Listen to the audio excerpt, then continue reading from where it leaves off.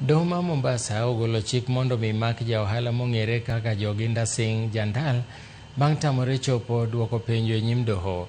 Jang'ad bura David Odhiambo machiwo ng'eto ni e kinde bura mar mako ja ohalano e mwandu ma nengone romo siling milion 400 okoni nyaka koro ndhiye kendo osomne bura mitude godo mar mibadhi.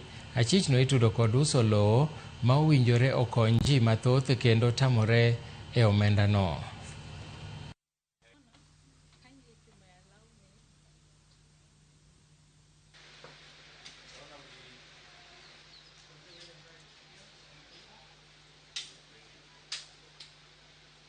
Where is the order from the High Court staying these proceedings? He should attach it there. It's not guesswork. We are not in a gamble game.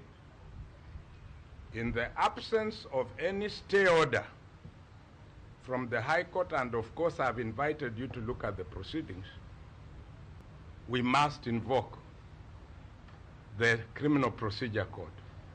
The last time we were in court, the court was gracious enough to grant the accused person summons to attend court today.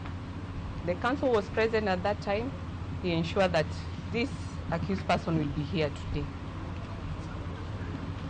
The summons were served, but the accused person has chosen not to come to court with the reasons that we do not know.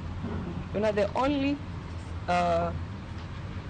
way in order to ensure this accused person attends court is for the court to issue warrants of arrest.